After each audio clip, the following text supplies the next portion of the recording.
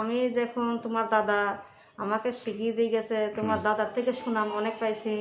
তারপরে আমি যে কবিরাজ কিনে আমার বাবা বলছে যে আমি সুনাম পাইছি, আমি চাই আমার বংশগত কবিরাজ মা তুমি ধরে রাখো। সেই থেকে আমার বাবা আমাকে শিখিয়ে দিয়ে গেছে, এখনো আছে বর্তমানে। তা আপনি কি ধরনের রোগীকে বেশি চিকিৎসা দিয়ে থাকেন?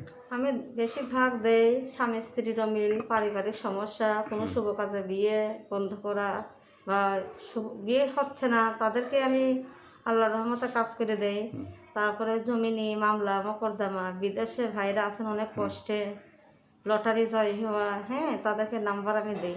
অনেকে ধরেন প্রেম ভালোবাসায় ব্যর্থ হয়ে যায়, তাদেরকে আরেক জায়গায় বিয়ে হয়ে যায়, তারা কাছে পাওয়ার জন্য অনেকে কবিরাজের কাছে ছোটে বা যোগাযোগ করে অনেক ক্ষেত্রে প্রতারিত হয়। তো এই ক্ষেত্রে তাদের উদ্দেশ্যে আপনি কি বলবেন? আমি তাদের উদ্দেশ্যে এই কথাই বলি, যারা বই পড়ে তান্ত্রিক হয়েছে তাদের কাছে উপকার, তাদের কাছে যদি আপনারা তদবির নেন তাহলে তারা উপকার পাবেন না। আর আমাদের মতো বড় বড় তান্ত্রিকের কাছে আপনারা যদি আসেন আল্লাহর রহমত অবশ্যই আপনারা উপকার পাবেন। আমি তাদের হাত থেকে সবসময় সাবধান থাকতে বলি যে প্রতারক কবিরাজের হাত থেকে আপনারা সাবধান থাকবেন।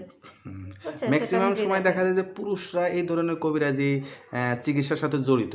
আপনি মেয়ে হয়ে যে এই পেশার সাথে জড়িত আছেন, আপনার এই ক্ষেত্রে কোনো সমস্যা হয় না তো? না না না, আমার কোনো সমস্যা হয় না। আমি মেয়ে হয়ে কবিরাজ, আমার বংশগত, আমাদের ফ্যামিলি বংশগত, আমার দাদা বংশগত কবিরাজ, সেই থেকে আমিও কবিরাজ, আমাদের বংশেরই কবিরাজি।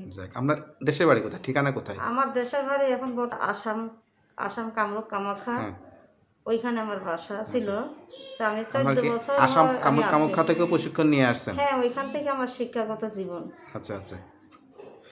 তা যারা দেখবে তাদের উদ্দেশ্যে আর কি বলতে চান? তাদের উদ্দেশ্যে আমি বলতে চাই যে ভাইয়েরা বিদেশে প্রবাসে বা বাংলাদেশে যে কোনো ভাইয়েরা যদি কোনো কষ্ট ভুগেন, স্বামী স্ত্রীর বাবা প্রেম ভালোবাসা ব্যর্থ বা যে কোনো কষ্টে যারা ভুগবেন, আমার কাছে একবার আপনারা যোগাযোগ করেন।